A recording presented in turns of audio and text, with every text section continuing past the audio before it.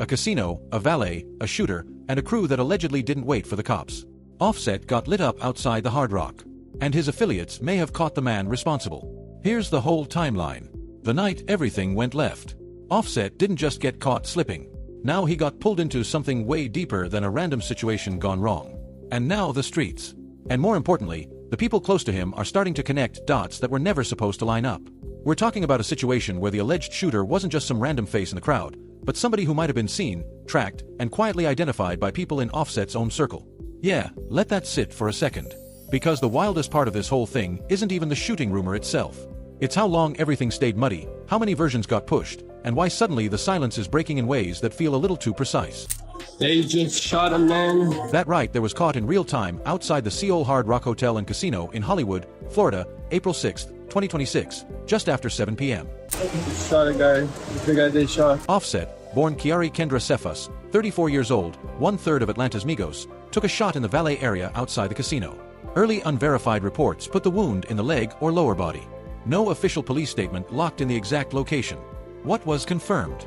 He got loaded into an ambulance and rushed to Memorial Regional Hospital in Hollywood. He's still going, he's still mad. They got this guy detained. His rep, Natalie Moore, got in front of multiple outlets quickly and confirmed Offset was fine, stable, and being closely watched by the medical team. Not life-threatening. He was going to pull through. But what made this situation go nuclear on the internet was not just the shooting itself. It was the footage that started dropping within the hour. Minutes before the gunfire, Offset had been out there in that same valet zone, smiling, dabbing fans up, taking photos, talking on the phone. Regular night energy. Nothing in those clips suggested what was about to go down on him. Then came the chaos clips. Instagram, X, and TikTok got flooded with footage showing heavy police presence. Officers physically wrestling two men to the ground near the valet stand. Bystanders getting pushed back and cleared out. Hey man, this fool Lil TJ that shot this goddamn Offset in the ass, bro. Offset was whooping Lil TJ at the goddamn Hard Rock, and then what turn around, bro? The Seoul Police Department, who hold jurisdiction out there because the Hard Rock sits on tribal land, moved fast. They got on scene, locked it down inside of minutes, bagged two individuals on the spot, and put out a statement saying there was no more threat to the public. The casino kept running like nothing happened. That silence is exactly what cracked the internet open. Within hours of the shooting, one account shared under the name Seti Nash and blasted out by the Daily Loud account on X was out here dropping what it called the full scoop. He walked off and TJ pulled a whole move and dove in him and shot him in the cheeks. That's why he's sitting in the back of the squad car right now. That's the breaking news. According to that account, Offset had been in a hands-on fade with Lil J inside the Hard Rock before everything went left. The story being pushed was that Lil TJ walked off, came back outside, caught Offset slipping in the valet, and aired him out. Let's get back to the Takeoff thing for a second. So when he got shot, that came out of nowhere because Takeoff was kind of the quiet one in the group. Yeah. He don't beef with nobody. That version of events, Lil TJ in the back of a squad car, Lil TJ as the shooter, became the headline story spreading across social media for the rest of that night. But it had one problem. Lil Che's attorney, Don M. Florio, came out the very next morning and shut the whole narrative down in a public statement that directly addressed the Hard Rock incident. Lil J has not been shot, nor has Lil J been charged with any shooting. Any reporting to the contrary is false. We encourage people to consult trusted news sources before reflexively sharing or repeating baseless rumors. The two people who got detained at the scene still have not been publicly identified as of April 7, 2026. No charges have been filed. The investigation is still active. And the central question, did Offset's crew catch the shooter or did the police do that? Has no confirmed answer on record. To understand how this night even became possible, you have to go back way further than April 6th. The casino culture that set all this up. The Seoul Hard Rock in Hollywood is not just a building where rich people gamble. In hip-hop circles, that spot operates almost like a second home. A place where rappers pull up to network, flex, throw bread at the tables, and sometimes let old smoke resurface in real time. For Offset specifically, the Hard Rock has a history that goes back years, and that history is the whole reason a valet area became a crime scene on a Monday evening. Offset and the Migos' operation as a whole have been deep in what you would call hip-hop casino culture for a long time. A whole ecosystem where casinos become neutral ground for high-stakes dice, cards, and slot action where bread moves fast, egos stay inflated, and the win-lose energy mirrors the same street hustle ethos that trap music was born from. Migos made that lifestyle look like the destination. Records like Bad and BR and Motorsport painted a picture of non-stop excess, and the casino was as much a part of that picture as the private jets and the designer. Clips of the trio at tables and spots like the Hard Rock circulated, constantly matching Fit's deep entourages, stacks on the felt for Offset, and his solo run after Migos fell apart following Takeoff's death in 2022. That pattern only got more visible. He dropped Set It Off in 2023, then Chiari in 2025. And throughout that whole stretch, the casino pull never let up. A January 2026 clip went viral, showing Offset rocking Hard Rock Casino merch while he was actively gambling at the same property where he would later catch a bullet. DJ Akademiks had been clocking Offset's casino behavior long before any of this popped off. On multiple live streams, he flagged the scale of what was being lost at the tables, including claims of near $900,000 gone in a single session, and kept framing it as a man putting himself in positions he could not control, Akademiks said.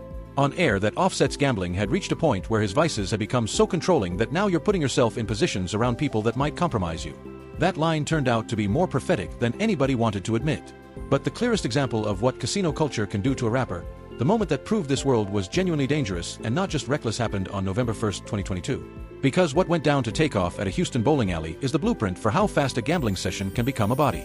On that night, Takeoff, born Kersnick Carey Ball, 28 years old, got fatally shot outside 810 Billiards and Bowling in Houston, Texas during a private afterparty that devolved from a dice game into open gunfire. The spot was not a casino, but it might as well have been.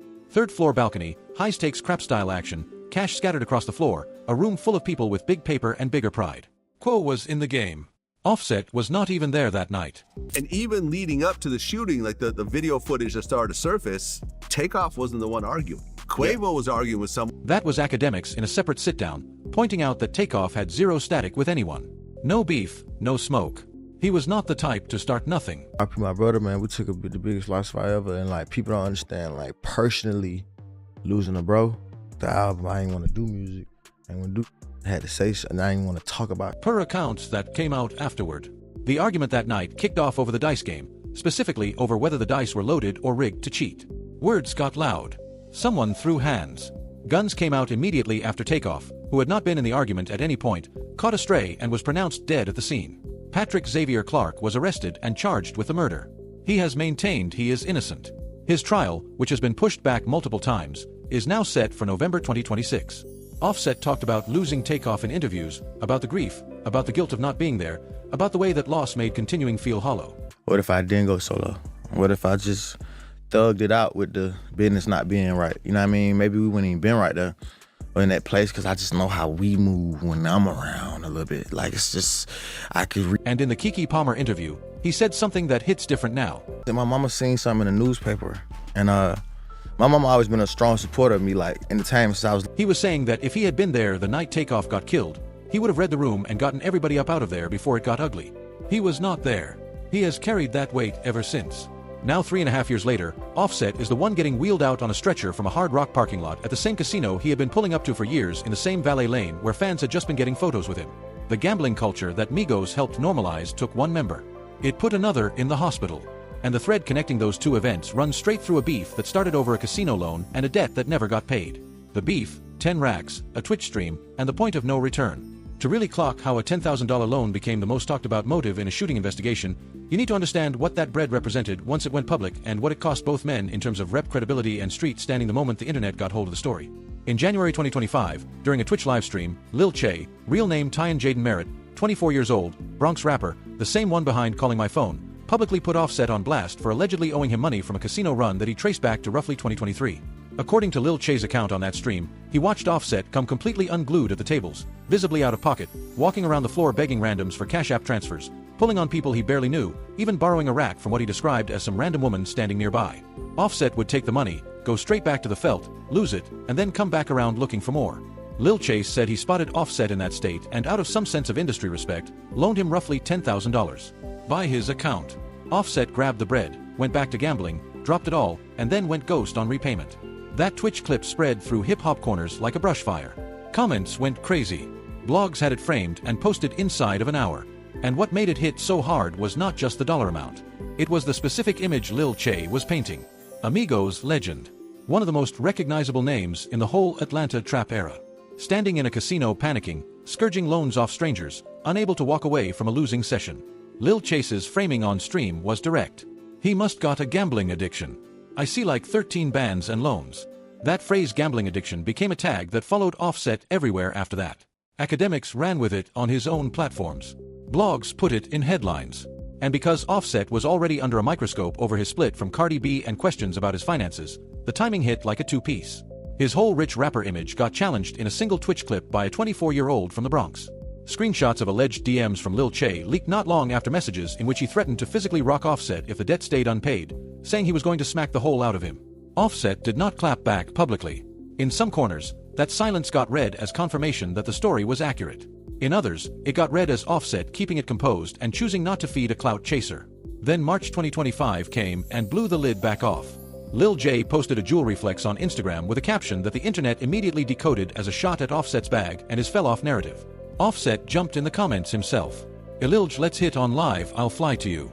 This ain't gon' stop you fell-off allegations." That response confirmed the smoke was real. Lil J shot back with references to pulling up in New York. Academics then claimed on his platforms that Offset had allegedly slid in Lil Chase's DMs and said he was going to get it back in blood. A line that, whether it was a figure of speech or a genuine threat, gave the whole situation a completely different level of weight. No confirmed physical altercation went down between January and March 2025. The beef stayed mostly in the comments section and on live streams. By early 2026, the public noise around it had died down enough that it was not making daily headlines anymore. Then Offset pulled up to the Sanal Hard Rock on April 6th. Same property, same gambling culture, same unresolved tension sitting in the background. And within hours of the shooting, Lil's name was all over the internet again. Not because the police put it there, but because the beef had given the internet a ready-made suspect. Academics went live on Kick almost immediately, alleging that Lil Che was either shot alongside Offset or involved in the shooting itself and among those detained, pointing to the gambling debt as the motive, and even claiming that Offset had stepped to Lil TJ inside the casino earlier that same night, beating him up before the shooting happened outside. That version of events spread faster than any official statement could contain. Did Lil Che's lawyer, Don M. Florio, came out the very next day and killed the narrative on site. Lil Che has not been shot, nor has Lil Che been charged with any shooting. Any reporting to the contrary is false. As of April 7, 2026, Lil Che has not been named as a suspect, a person of interest, or a witness by any law enforcement body. The two individuals who got detained on the scene remain publicly unidentified. No charges have been filed. The beef is documented and real. But whether that beef is what sent a bullet into Offset on April 6th, that part is still not confirmed by a single official source. Who Offset is and how he got to that valet. For people watching all this unfold from the outside, the question that keeps coming up is a simple one. What keeps pulling a man of Offset status back into the same environments, the same casinos, the same kind of high-visibility public exposure that his own team cannot fully protect him from? To answer that, you have to go way back, not to 2025, not to Migos, but to Lawrenceville, Georgia in 1991, where all of this actually started. Kiari Kendrick Fuss came into the world on December 14, 1991 in suburban Gwinnett County just northeast of Atlanta. His biological father bounced when Kiari was around 5 years old. He was raised by his mother Latavia, who the whole Migos circle calls Mama, and she became in Offset's own words on multiple occasions. Both his mother and his father rolled into one. Nah, we was in a bad situation. My mama ain't have it, so like, yeah. I was super happy to make my mama $300. That support showed up early. At just 10 years old, Offset got a placement as a backup dancer in Whitney Houston's What You Looking At video, a gig his mother spotted in a newspaper ad and pushed him into. He later showed up in a TLC video with Usher on set, but that entertainment lane did not take root immediately. Yeah. Because I wasn't seeing no money from it. Like I said, I already had a kid when I was 17. Yeah. So I'm already having a bill already, and like I'm not in school, I'm young, so I was just doing the wrong path, and I ain't taking so serious. By 17, the streets had already pulled him in a different direction. Offset became a father to his firstborn son, Jordan, in 2009. And the pressure of needing to provide for a child while barely being out of high school pushed him into the kind of activity that would follow him for years after. You know what I mean? I made bad decisions as a man, like stepping out, like gotta take that on the chin. His first felony conviction came around 2012 for possessing stolen property, a direct product of running in the streets trying to keep bread on the table for his son when music money was not there yet. When Versace blew up in 2013 and the Drake remix sent it to the Billboard Hot 100, Offset was sitting in DeKalb County Jail on a probation violation tied to those prior felony charges. The wave hit while he was locked up. Quo and Takeoff had to hold it down as a duo while he served his time. He got out and caught up, but the pattern of legal heat shadowing career highs had already been established. 2015 brought another storm, a Georgia Southern University concert raid that left Offset charged with possession of a Schedule II narcotic, marijuana, and firearm in a school safety zone. His prior record got him denied bond. Then, while he was sitting in custody, he picked up an additional charge for battery and inciting a riot after an alleged confrontation with another inmate. He served roughly 8 months before an Alford plea got him out. In 2018, a Georgia traffic stop turned into a felony case when police found 3 loaded firearms, marijuana, and $17,000 in cash in his vehicle. As a convicted felon in possession of firearms, he was looking at serious time. He eventually worked out a plea deal and completed probation. Through all of it, every jail stint, every court date, the marriage to Cardi B, the cheating scandals, the divorce filing, the Migos' collapse, the grief that came with losing Takeoff, Offset kept gravitating back toward the same kind of world. High-stakes environments, fast money, rooms where reputations are tested and debts have consequences. If I could not be famous, I wouldn't be. Wait a minute, what you mean by that? Because it's too much. Like, it's just... He said that about his marriage, but the pattern it describes, stepping into high-risk situations, absorbing the damage, and keeping it moving, has defined his whole life on and off the record. And in that same Keke Palmer interview, he said something else that lands different now that he has been shot. You call yourself like what, the miracle kid? Yeah, I am a miracle kid. It's a miracle. I got shot 7 times, all upper body, about a year ago, and I'm fine, you know? On April 6, 2026, the cost of that fame came due in a parking lot. The man who survived felony charges, probation, a public divorce, and the death of his brother in a Migos uniform, walked into a casino on a regular Monday night and came out on a stretcher.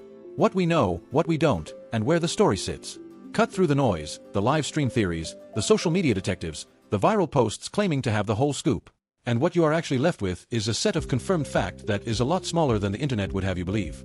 On April 6, 2026, a little after 7:00 p.m., Offset caught a shot in the Valet area outside the Seoul Hard Rock Hotel and Casino in Hollywood, Florida. The injuries were non-life-threatening. He got transported to Memorial Regional Hospital. His rep confirmed he was stable and being monitored. The Sano Police Department got on scene fast, locked the situation down within minutes, and bagged 2 individuals at the location. Casino stayed open. No ongoing threat to the public as of April 7, 2026. The last confirmed date for the information available. No arrests have been announced.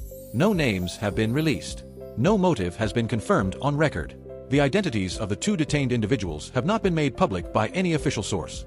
Everything else, and there is a mountain of everything else, is the internet filling in blanks that the police have not filled in for them. The claim that Offset's affiliates physically grabbed the shooter before law enforcement got there is unconfirmed. What the viral footage actually shows is police officers conducting those detentions themselves. There is no verified eyewitness account crediting Offset's crew with restraining anyone. No body cam footage has been released publicly. No police statement mentions the entourage playing any role in the takedown. The whole affiliates just caught his shooter framing appears to have been generated by fan posts and viral speculation, not by anyone who actually knows what went down in that valet lane. The claim that Lil J was the triggerman is also unconfirmed. His attorney said so directly, publicly, and with specificity. The police have not named him. No charging document includes his name. The claim that he was one of the 2 people who got bagged on the scene has zero law enforcement backing. DJ Academics ran with the Lil Che theory on his Kick livestream, citing unnamed sources and leaning heavy on the documented beef and the gambling debt as the motive framework. And look, that framework is not invented. The 2025 Twitch stream happened. The alleged DMs leaked. The Instagram fight challenge was public. The history between these 2 men is documented and real, but consistent with the beef is not the same thing as confirmed as the motive. Quavo, who was standing right there when Takeoff got killed outside the Houston bowling alley in 2022, responded to the April 6th shooting by posting a prayer hands emoji on Instagram. No comment, no details, just that emoji. Cardi B, who shares 3 kids with Offset and filed for divorce in 2024, has not said a single word publicly about the shooting as of April 7th. Now, Lil J is not a stranger to the type of violence that descended on that valet. In June 2022, he caught 7 shots, all upper body, neck, chest, and lungs during what authorities described as a botched robbery in Edgewater, New Jersey.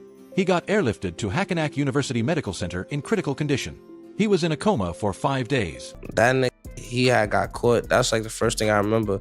My mom was like, oh yeah, somebody got locked up for your shooting. He woke up in the hospital, and the first thing his mother told him was that the person responsible for shooting him had already been caught. Being a rapper is a dangerous job these days. The most dangerous job. It's not the dangerous job. The most dangerous It's the job. most dangerous job. You blow up, you know, you might have a crazy fan might want to kill. Lil TJ survived 7 shots to the upper body, made music about it, built a whole comeback narrative around it, and now his name is being attached to a shooting he says he had absolutely nothing to do with. Boozy Badass said something in a separate Vlad TV sit-down that cut straight to the reality of all of this. Question. Like, this album's message is like about me as Kiari, my real name, who I am, like taking the Offset mask off. Like, I'm regular too, bro. Like, I might not do everything perfect. Offset has been living inside that reality his entire career. In the Keke Palmer interview, when she asked him what message the Kiari album was carrying, he broke it down in a way that sounds a lot less like an artist talking about music and a lot more like a man trying to step out from behind a persona that had become a target. Like this album's message is like, 20. The man behind the mask is alive. The investigation is still running. The people who know exactly what went down in that valet lane on April 6th are either sitting in a holding cell, recovering in a hospital room, or keeping their mouth shut. What is confirmed is this: the same culture that Migos helped turn into a lifestyle brand. The casinos, the dice, the flash, the entourages, and high-tra public spaces has now taken one member's life and put a bullet in another. The gambling debt that lit the fuse on a public beef. The beef that gave social media its ready-made narrative. The narrative that swallowed the facts whole. The full truth of what happened on April 6th, 2026 is still waiting on the other side of an active investigation. And until that drops, everything you have heard outside of this video is still just street talk.